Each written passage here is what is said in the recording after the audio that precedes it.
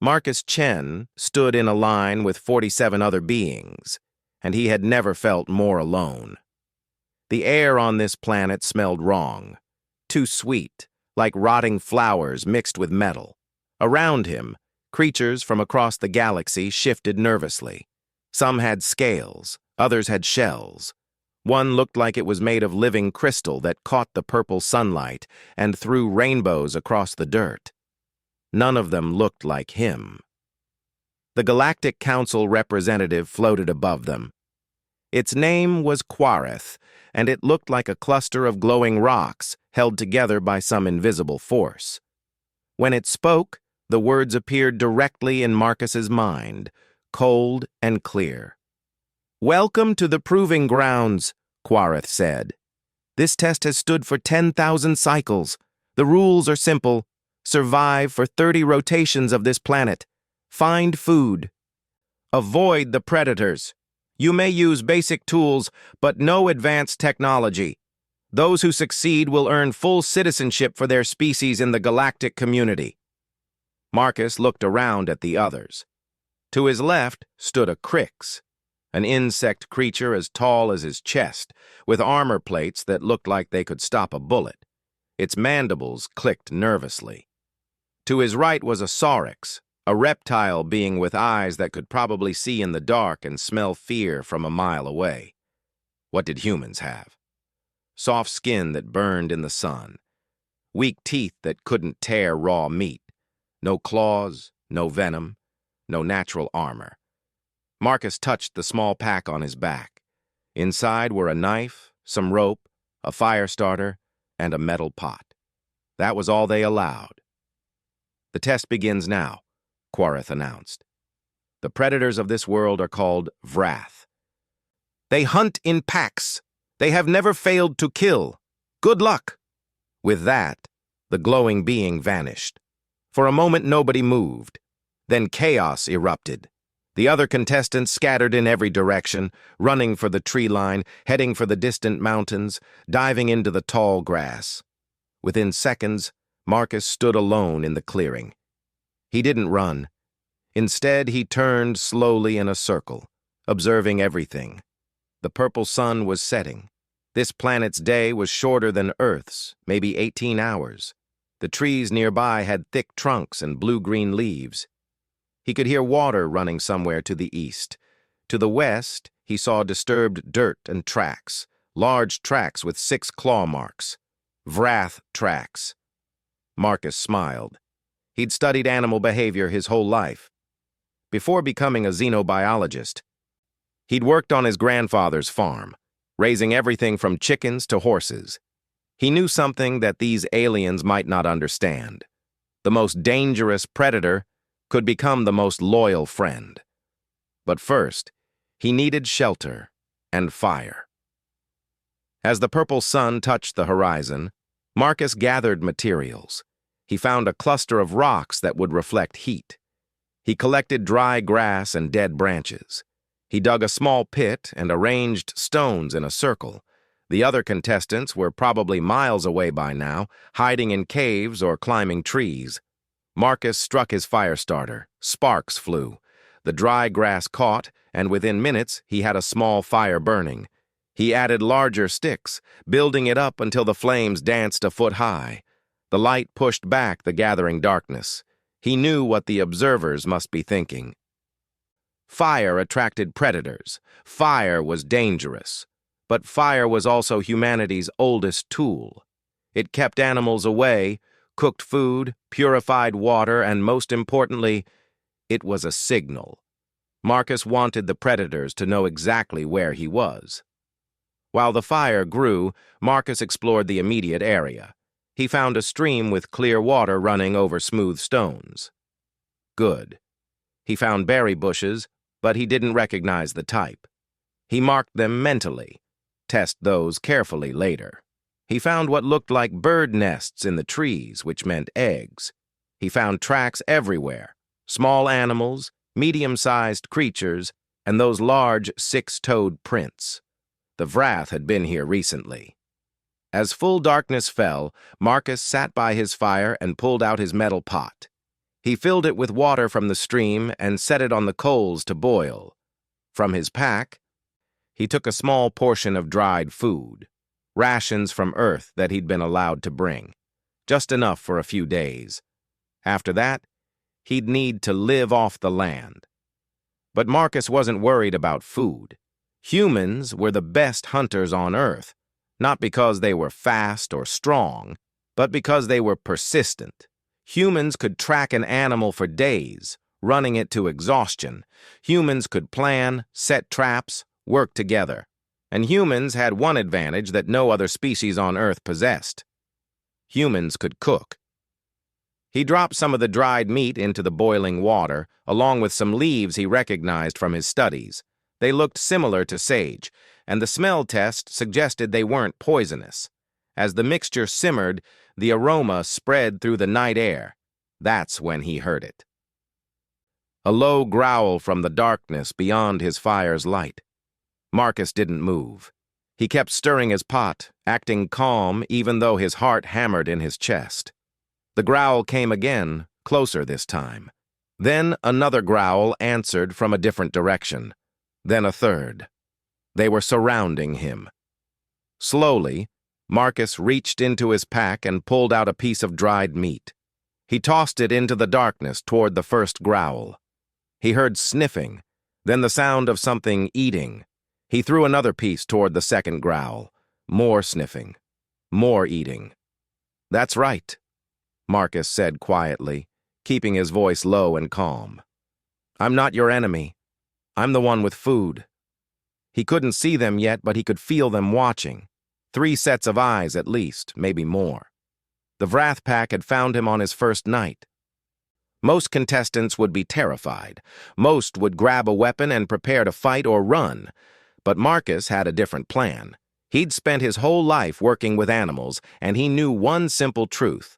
Every animal, no matter how fierce, needed 3 things: food, safety, and companionship. Humans had learned 10,000 years ago how to provide all 3. Marcus pulled his pot from the fire and set it aside to cool. He threw more pieces of meat into the darkness, each one a little closer to the firelight. Slowly, very slowly, shapes began to emerge from the shadows. They were beautiful and terrifying. 6 legs, low to the ground like wolves, but larger. Their scales caught the firelight and gleamed like polished metal. Their eyes reflected orange and gold. 6 of them arranged in a semicircle around his camp. The largest one, clearly the leader, stepped fully into the light. It was the size of a full-grown lion, with scars across its snout and intelligent eyes that studied Marcus carefully. Marcus met its gaze for just a moment, then looked away. A sign of respect, not a challenge. He took a piece of meat from his pot, now cooled enough to handle, and tossed it toward the large Vrath. The creature sniffed it, tasted it, then ate it in one bite. Marcus smiled. The meat was cooked, seasoned with herbs, easier to digest and better tasting than raw flesh. "Good, isn't it?" he said softly. "There's more where that came from." The Vrath leader tilted its head, considering him. Then it lay down, still watching, but no longer in an attack posture. The others followed its lead. Marcus fed them the rest of his stew, piece by piece, until the pot was empty. Then he lay down by the fire, his back against a rock, his knife in his hand but not raised. "We're going to be friends," he told them quietly. "You just don't know it yet." Above, the alien stars wheeled slowly across the sky. Somewhere out there, the Galactic Council was watching. Let them watch, Marcus thought. Let them see what humans do best. As sleep took him, the Vrath pack remained, a circle of predators keeping watch through the night. The test had begun, and Marcus was already changing the rules. Marcus woke to the sound of breathing. 6 large predators surrounded his camp, close enough that he could feel the heat from their bodies. The purple sun was just rising, painting the sky in shades of orange and pink that didn't exist on Earth. The largest Vrath, the one he'd fed first, sat closest to him. Its metallic scales shifted colors in the early light. Marcus sat up slowly, making no sudden movements. The creature watched him with intelligent eyes. "Good morning," Marcus said quietly. He'd decided to call her Duchess. She carried herself like royalty, and the others clearly followed her lead. Duchess made a low, rumbling sound, not quite a growl, more like a question. Marcus reached into his pack and pulled out another small piece of dried meat. He held it out on his flat palm. Duchess sniffed it, then delicately took it with her teeth, careful not to bite his hand. Progress. Over the next 3 days, Marcus established a routine. Each morning he shared breakfast with the Wrath Pack. Each evening they returned to his camp. During the day, he explored the area, always aware of the pack following him at a distance. He learned their personalities. Duchess was the leader, smart and cautious. There was a young male he named Scout, always ranging ahead, curious about everything. 2 females he called the Sisters, who hunted together with perfect coordination. An old male with a torn ear he named Veteran, who moved stiffly but still commanded respect. And a juvenile, barely more than a pup. He named Patches because of the irregular pattern of darker scales on her back. Marcus also learned about their problems. On the 4th day, he watched from hiding as the pack tried to hunt a herd of deer-like creatures. The Wrath were fast and powerful, but the prey had been spooked by all the test contestants running through the area. The hunt failed. The pack went hungry that night. That gave Marcus an idea. Humans weren't fast like cheetahs.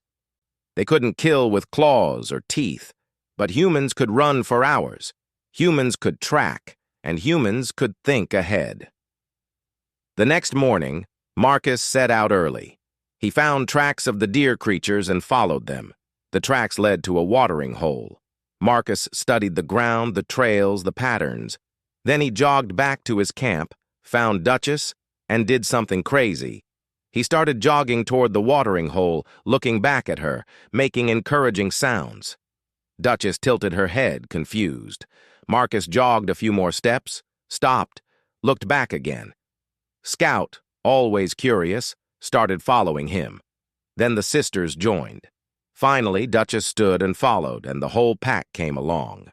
Marcus led them to a spot upwind from the watering hole. He pointed at the deer creatures. Then he started running, not sprinting. Just a steady jog. The deer saw him and ran, but Marcus didn't chase them directly. He angled his run to push them in a specific direction. The Wrath watched for a moment. Then Duchess understood. She barked a command, and the pack split up, moving to flank the herd. Marcus kept running, pushing the deer toward where the sisters waited in ambush. His lungs burned, his legs ached, but he kept going. The deer ran right into the trap. The sisters brought down 2 of them. Scout caught a 3rd.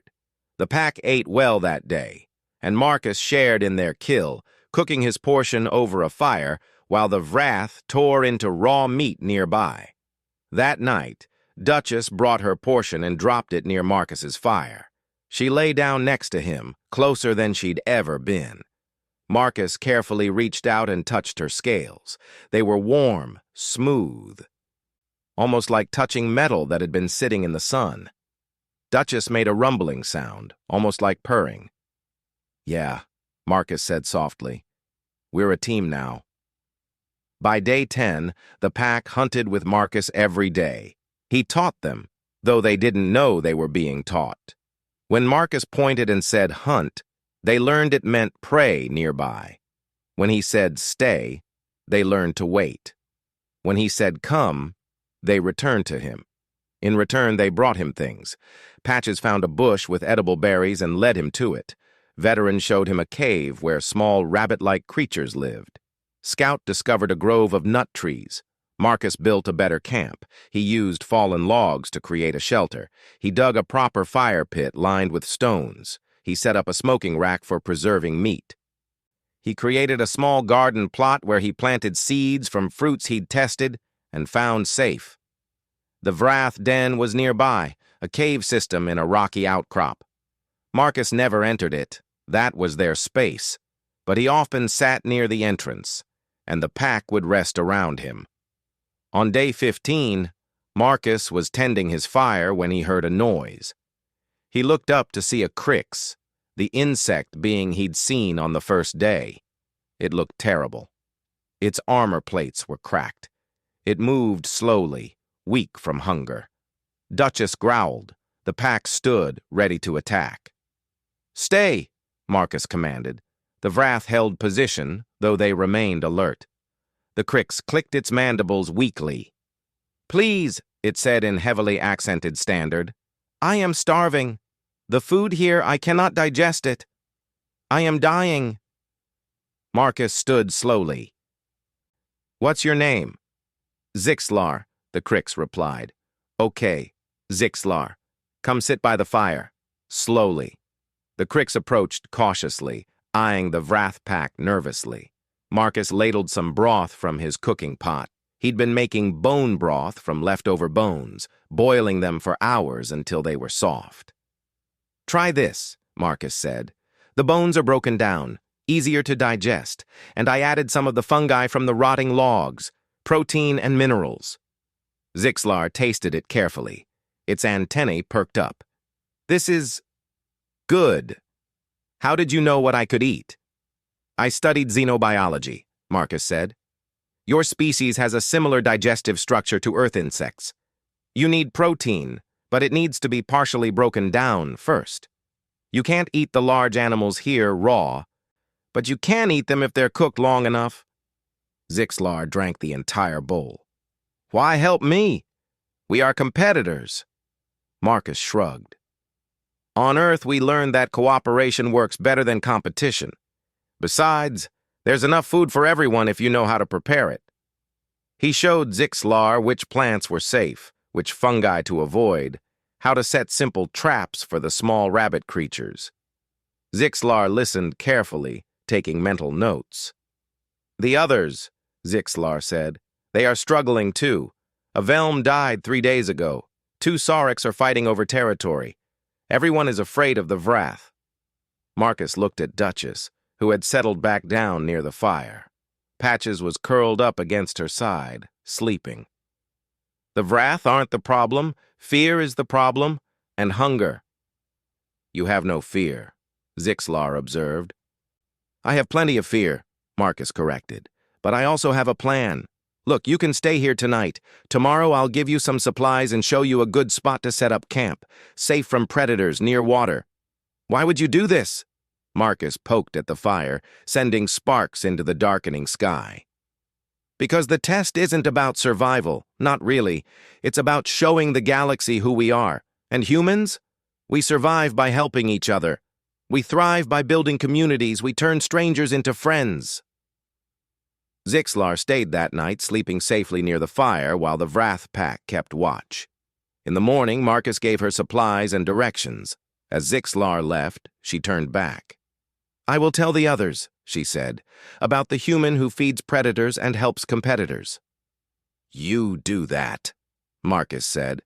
Over the next week, 3 more contestants found their way to Marcus's camp.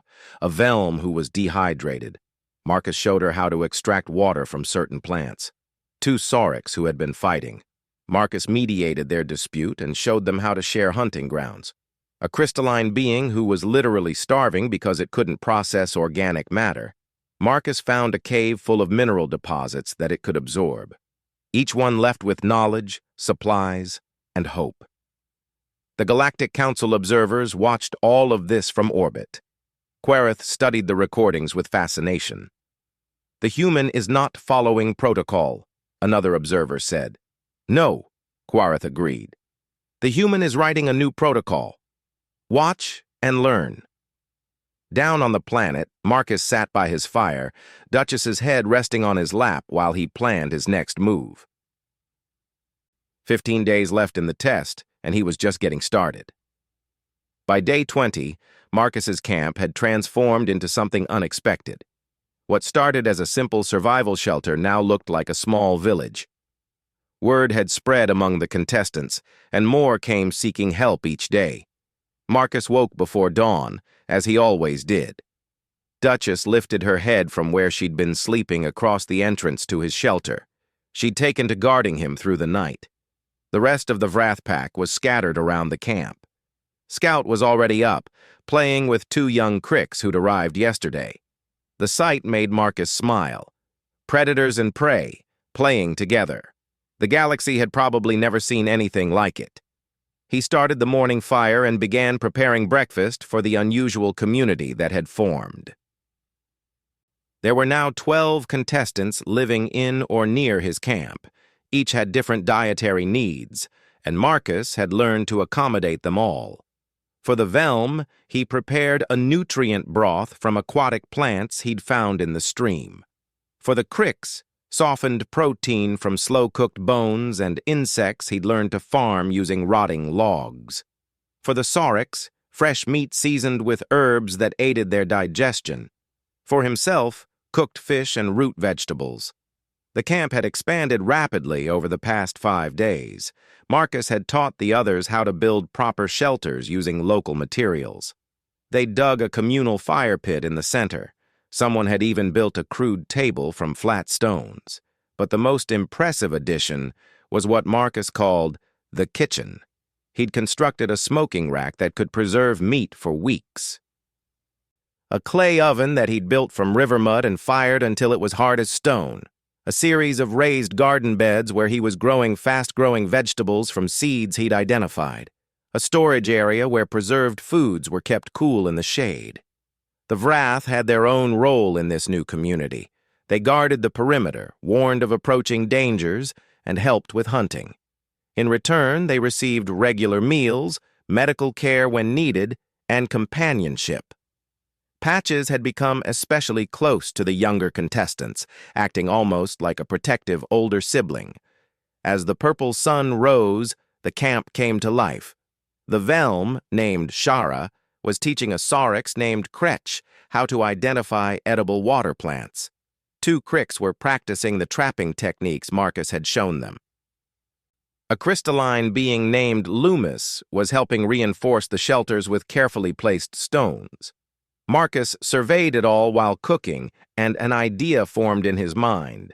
An absolutely crazy idea. "Duchess," he said to the large Vrath beside him, "I think we're doing this backward." Duchess made her questioning rumble.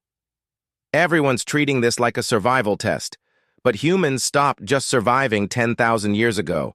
We started thriving. We built civilizations. We created culture. And you know what was at the center of every human civilization?" He looked at the communal cooking area, at the different species eating together, sharing food and stories. "Food," he said, "not just eating to survive. Cooking, restaurants, bringing people together through meals." Over the next 3 days, Marcus put his plan into action. He organized the camp differently. The cooking area became central, expanded, and improved. He taught the others not just how to prepare food for themselves, but how to prepare food for each other. Shara learned to cook land-based proteins in ways that Saurix could enjoy. Kretch learned to prepare aquatic plants that Velm needed. The Cricks learned to process minerals for Loomis. Everyone contributed. Everyone benefited. Marcus built a serving area with flat stones arranged like a counter. He created a seating area with logs and rocks arranged in a circle around the fire. He even made crude bowls and plates from clay. On day 23, a new group of contestants approached the camp. There were 5 of them, desperate and hungry. Marcus recognized their species from his studies, Theks, beings covered in thick fur, built for cold climates but struggling in this warmer environment. "We heard there was a human helping others," their leader said. "We are dying. Please." Marcus looked at his community. They all nodded. "Welcome to the last stop," Marcus said with a grin. "Take a seat. Breakfast is ready." The name had come to him spontaneously, but it felt right. The last stop, the last chance before failure. The place where you stopped running and started living. As the Theks sat down, amazed and grateful, Marcus served them a meal designed for their biology. High-fat, high protein, with herbs that would help them cool down. While they ate, he explained the system. Everyone contributes what they can. If you can hunt, you hunt. If you can gather, you gather. If you can cook, you cook. If you can build, you build. We share knowledge. We share resources. We share food. That's the only rule. One of the Theks, smaller than the others, asked, "But why? We are competitors. Only one species can achieve full citizenship." Marcus sat down with his own bowl of food. Duchess settled beside him, and he scratched behind her ear scales. She loved that. "Here's the thing," Marcus said. "The Galactic Council thinks they're testing our ability to survive. But they're actually testing what we bring to the galaxy, and humans, we don't just survive. We build communities. We create culture. We turn meals into gatherings, strangers into friends, and competitors into family." He gestured around the camp. "Look at this. A week ago, you were all alone, starving, afraid.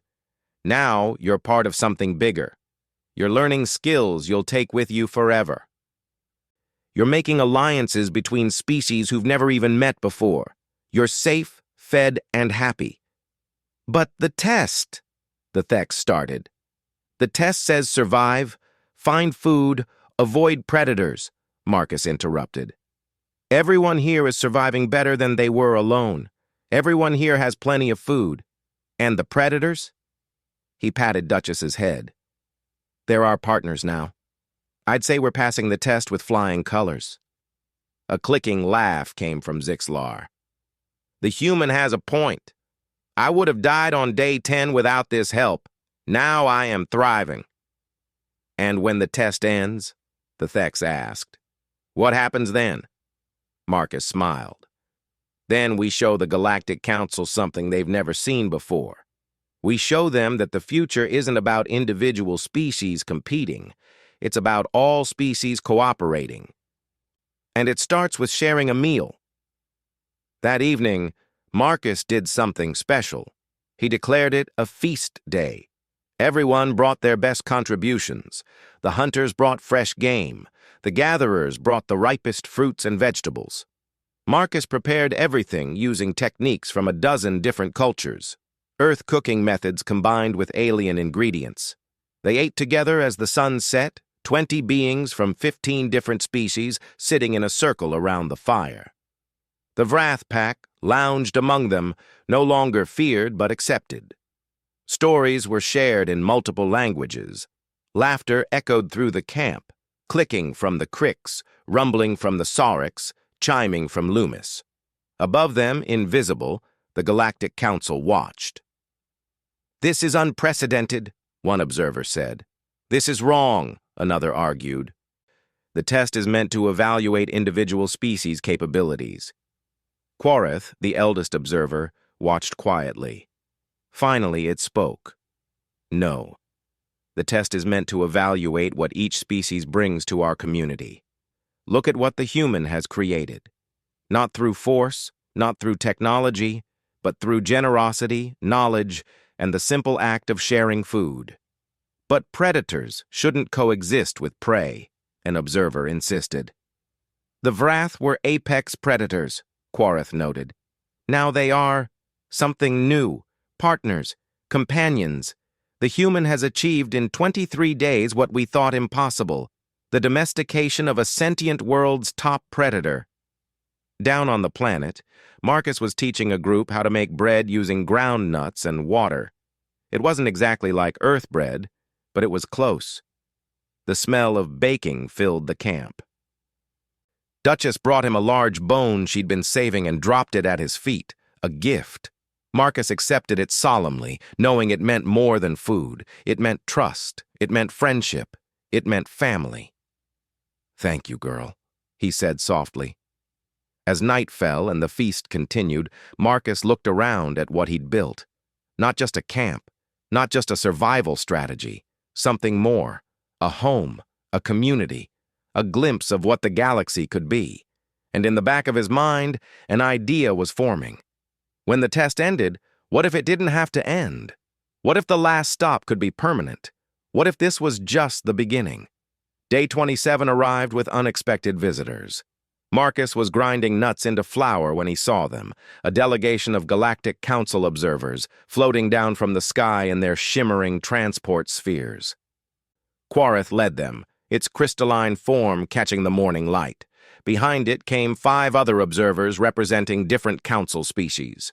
They materialized at the edge of the camp, and immediately the atmosphere changed. The contestants froze. Even the Vrath Pack stood alert, sensing the tension. This was it. The council had finally come to see what Marcus had created. Marcus wiped his hands on his apron. He'd made it from woven plant fibers, and walked forward calmly. Duchess fell into step beside him, a silent statement of partnership. "Welcome to the last stop," Marcus said simply. "You're just in time for breakfast." Quarith's mental voice was cool and measured. "We need to discuss what is happening here, human Marcus Chen." "Of course," Marcus agreed. "But first, have you eaten?" "I've been experimenting with a recipe that I think even energy-based beings might enjoy. It's more about the aroma compounds than physical consumption, but—" "This is not a social visit," another observer interrupted. This one looked like a floating mass of tentacles. "You have violated the spirit of the test." Marcus raised an eyebrow. "Have I? Let's go over the rules. Rule 1, survive for 30 rotations. We've got 3 days left, and everyone here is not just surviving, but thriving. Rule 2, find food. Everyone here has plenty of food, and we've established sustainable sources. Rule 3, avoid predators." He gestured to Duchess and her pack, who were watching the observers with calm interest. "I'd say we've done better than avoid them. We've befriended them. We've formed a partnership that benefits both species." "You were meant to do this alone," the tentacled observer said. "Was I?" Marcus challenged. "Show me where in the rules it says I can't help others. Show me where it says I can't share knowledge or resources. Show me where it says I can't build a community." Quarith held up what might have been a hand. "Peace. We are not here to disqualify you, human. We are here to understand. This has never happened before in 10,000 cycles of testing. Explain what you have created." Marcus looked around at his camp. At the Crix teaching Saurics how to farm insects. At the Velm showing Thex how to find water sources. At 3 different species working together to build a new shelter for newcomers. At the Vrath Pack, with Patches playing with a young crystalline being. "What have I created?" Marcus repeated. "I've created what humans have been creating for 10,000 years. A civilization." He led the observers through the camp, explaining as he went. "This is the kitchen area. We prepare food for 17 different biological types here. Each species has different nutritional needs, but we've learned to accommodate everyone. The Crix need protein broken down to certain levels. The Velm need specific mineral balances. The Thex need high-fat content. We've documented everything." He showed them the storage area. "Preservation techniques. Smoking, drying, salting with mineral deposits from the caves. We can store food for weeks now. No one goes hungry." He showed them the gardens. "Agriculture, fast-growing plants from local species. We've selectively planted the most nutritious varieties. In another week, we'd have sustainable crop production." He showed them the workshop area. "Tool making, clay pottery fired in the oven, woven baskets, cutting tools from shaped stone, basic technology, all within the test rules." Finally, he showed them the Vrath Den. And this is the most important part. Domestication. The Vrath were apex predators. Now they're partners. They help us hunt in exchange for regular meals, safety, and companionship. We've established trust between species. Quarith absorbed all of this silently. Finally, it spoke. "You have created a functional multi-species settlement in 27 days. "Yes," Marcus agreed. "With no violence, no competition for resources, no territorial disputes." "Correct." "How?" Quarith asked simply.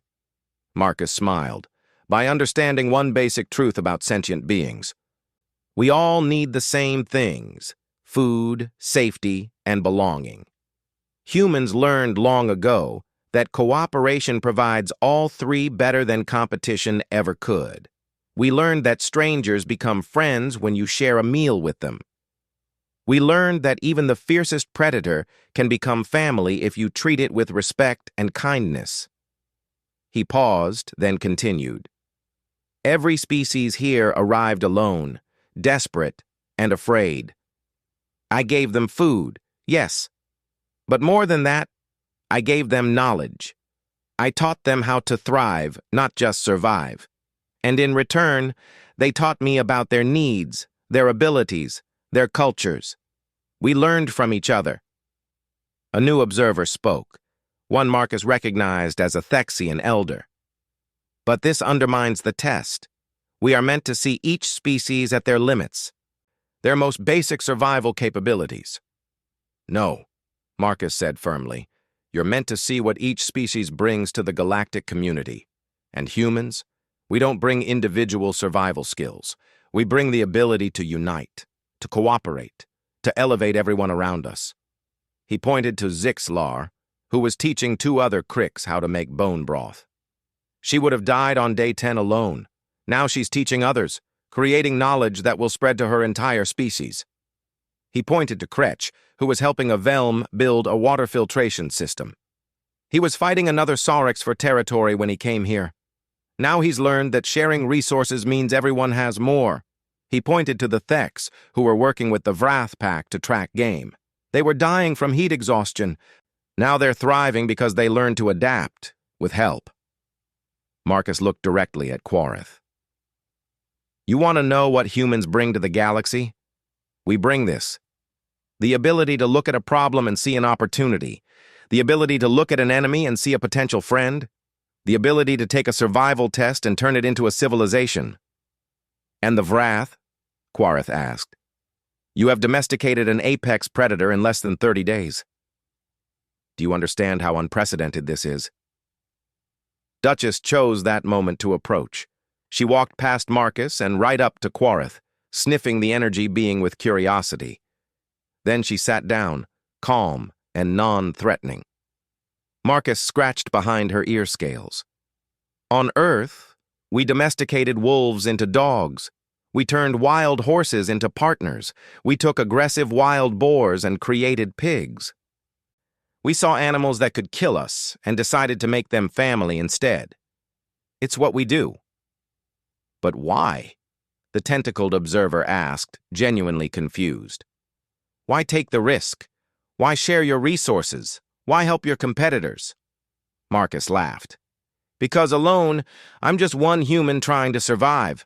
But together, he gestured around the camp, together, we're something more. We're a community, a culture, the beginning of something that could span the galaxy. He walked to the center of the camp where the communal cooking area was. This isn't just a campsite. This is the last stop, and I don't want it to end when the test ends. That caught the observer's attention.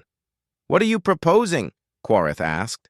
I'm proposing that this becomes permanent, Marcus said. The test brings new species here every cycle, right? They arrive scared and alone. What if instead of 30 days of suffering, they arrive to find a place that teaches them? A place where they can learn from dozens of species who've been through it before. A place where they can experience true galactic cooperation. He could see the observers processing this. I want to stay, Marcus continued. I want to keep the last stop running. I want to make this a place where species don't just survive a test, but where they learn what it means to be part of a galactic community. That is not how the test works, an observer objected. Then maybe it's time to change how the test works, Marcus replied. Because what I've proven here is that the galaxy doesn't need more species who can survive alone. The galaxy needs species who can thrive together. Quarith was silent for a long moment. Finally, it spoke. We must deliberate. The council will decide. As the observers prepared to leave, Quarith turned back to Marcus.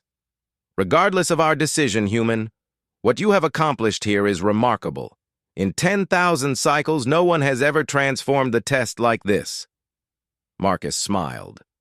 That's because no one else was human. We don't just play the game. We change the rules. The observers vanished, leaving the camp in thoughtful silence. Marcus looked around at the faces, alien and familiar, friend and former predator, all watching him. Whatever they decide, he said loudly enough for everyone to hear, we've proven something important. We've proven that the future doesn't belong to the strongest or the fastest or the most advanced. It belongs to those who can work together. Remember that. Duchess rumbled her agreement, and the camp erupted in sounds of support. Clicks, chirps, rumbles, and chimes from a dozen different species. 3 days left, and Marcus had a feeling the real test was just beginning. Day 30 arrived like any other morning at the last stop, except everyone knew it was the last one. Marcus woke before dawn, as always, with Duchess's warm weight against his side. The purple sun hadn't yet risen, and the camp was quiet except for the gentle sounds of breathing from 24 different species. Marcus stood and stretched, looking around at what they'd built. The camp had grown beyond his wildest expectations. 32 contestants now called the last stop home. The cooking area had expanded to accommodate them all. The gardens were flourishing. The shelters were solid and weatherproof. The Wrath Pack had grown too. Duchess had introduced them to 2 other packs, and now 15 of the predators lived peacefully among the other species. It looked less like a survival camp and more like a small village.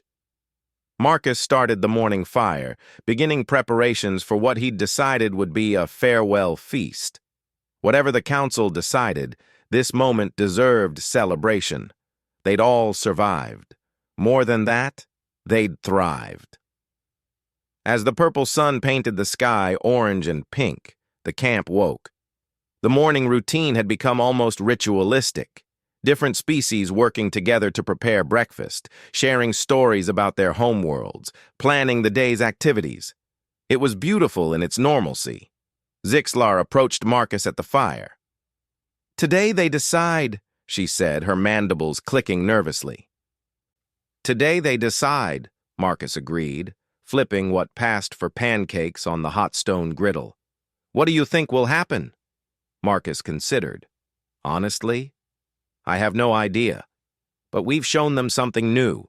Sometimes that's enough." By midday, the entire camp had gathered in the central area. Marcus had prepared the feast, the best he could create with the resources available. Roasted meat seasoned with local herbs for the carnivores. Vegetable stews rich with nutrients for the herbivores. Mineral broths for those who needed them. Fresh bread from nut flour. Even a sweet dessert made from berries and honey he'd discovered from tree-dwelling insects. The Wrath Pack lounged around the perimeter, full and content. Patches was curled up with 3 young cricks, all of them napping in the warm sun. Then the air shimmered, and the Galactic Council appeared. This time, it wasn't just observers. The entire council had come, representatives from every major species in the galaxy. Hundreds of beings, in forms ranging from energy clouds to massive crystalline structures to tiny floating spheres of light. Quarith floated forward, its voice resonating in every mind. "Human Marcus Chen, contestants of the Proving Grounds, we have deliberated, we have reviewed the records, we have witnessed what has occurred here over these 30 days.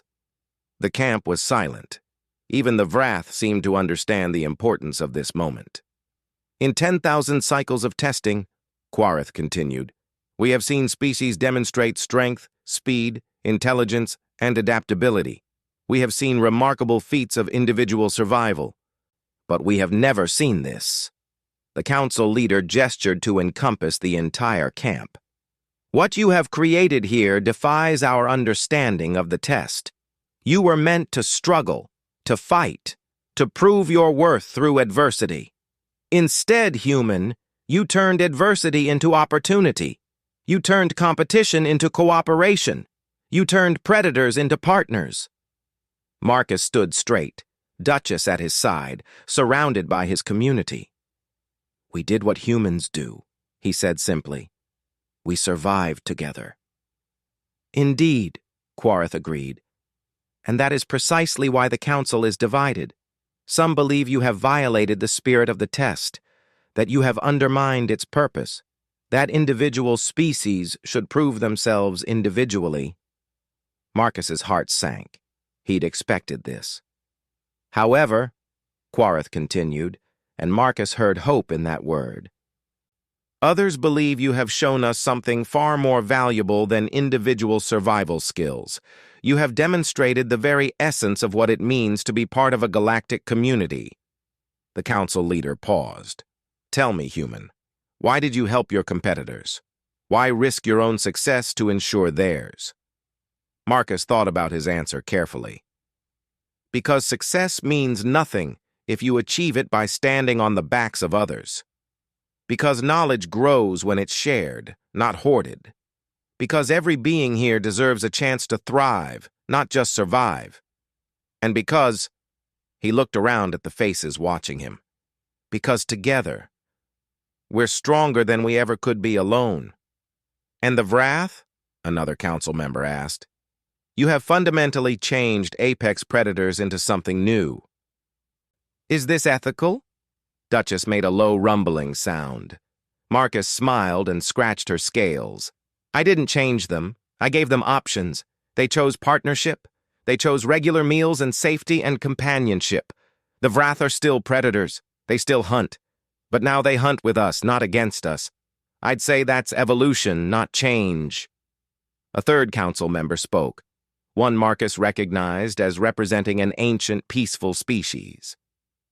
"What is your ultimate goal, human?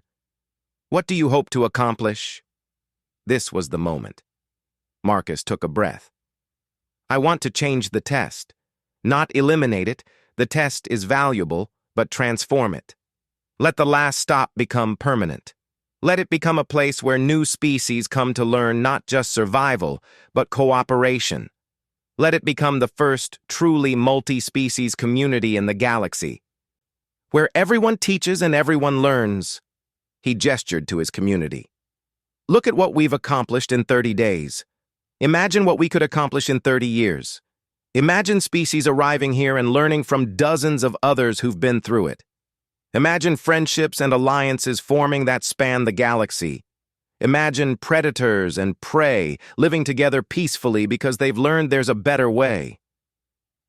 "You ask us to fundamentally change a tradition 10,000 cycles old," Quarith stated. "I'm asking you to evolve it," Marcus countered. "Just like you ask species to evolve to join your community. The galaxy is changing. Maybe your test should change with it." The council members conferred among themselves, lights flickering, energy patterns shifting. The wait felt eternal. Finally, Quarith spoke. "The Galactic Council has reached a decision. Human Marcus Chen, you have completed the test. You survived. You found food. You avoided predators. In fact, you exceeded every expectation we had." Marcus felt relief flood through him. "However," Quarith continued, "we cannot ignore what you have created here. This community, this cooperation, this vision of what the galaxy could be. It is unprecedented." The council leader floated closer. "Therefore, we grant humanity full galactic citizenship with highest honors. You have shown us not just your ability to survive, but your ability to elevate all species around you." The camp erupted in celebration. Clicks, chirps, roars, and cheers from 30 different species. "Furthermore," Quarith said, and the noise died down, "we accept your proposal. The last stop will become permanent. It will serve as both a test location and a learning center. Species will still come here to prove themselves, but they will also come to learn cooperation, sharing, and community." Marcus felt tears in his eyes. "Thank you." "Do not thank us yet," Quarith said, and there was something like amusement in its mental voice. "You will need to run this facility. You will need to teach others what you have learned. You will need to manage the interactions between dozens of species, some of whom have been enemies for centuries. You will need to continue domesticating the Vrath and showing new species how to live alongside them. This is not a retirement, human. This is a responsibility. Marcus laughed. I wouldn't have it any other way. Quarith turned to address the entire camp. All contestants who have participated in this cycle have passed the test. Your species will receive full citizenship.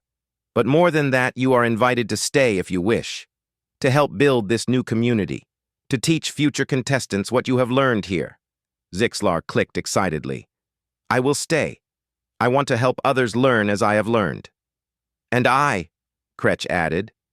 We will stay, the Thex leader said. One by one, voices rose in agreement. Almost everyone wanted to stay. Quarith nodded. Then it is decided. The last stop is now officially recognized as the first multi-species educational settlement in galactic history. Human Marcus Chen, you are appointed as lead administrator. As the council prepared to depart, Quarith approached Marcus privately. You have changed the galaxy today, human. I hope you understand the magnitude of what you have begun. I do, Marcus said softly. But I didn't do it alone. That's the whole point. Quarith's crystalline form seemed to shimmer with what might have been approval. Indeed, humanity has much to teach us. We look forward to learning. As the council vanished, leaving behind official documents and supplies for the new settlement, Marcus stood in the center of his camp, no, his community, and smiled. Duchess pressed against his side. Patches bounded over with a group of young contestants, all playing together. The cooking fires were burning, filling the air with delicious smells. Different species were talking, laughing, planning together. Zixlar approached with a data tablet the council had left. Marcus, the first new group of contestants arrives in 1 week. We should prepare. Marcus grinned. Then let's get cooking. We've got a feast to plan. After all, that's how we do things here. We welcome strangers, we share food, and we turn them into family. He looked around at the bustling settlement, at predators and prey living in harmony, at species from across the galaxy working together. This was just the beginning. The last stop would grow. It would become a beacon of cooperation in a galaxy that had forgotten how powerful unity could be. And it all started with one human who refused to survive alone. A pack of predators who learned that partnership was better than hunting, and the simple revolutionary act of sharing a meal. Marcus raised his voice so everyone could hear. All right, everyone, gather round. Tonight we feast, and tomorrow we start building the future. Together. The response was a chorus of agreement in 24 languages, the sound of community, the sound of hope, the sound of something new being born in an ancient galaxy. Duchess howled, long and proud, and the entire Vrath pack joined her. The sound echoed across the proving grounds, no longer a hunting cry, but a call of joy. The test was over. The real work was just beginning, and Marcus Chen, human, chef, xenobiologist, and now the galaxy's most unlikely administrator, couldn't wait to get started.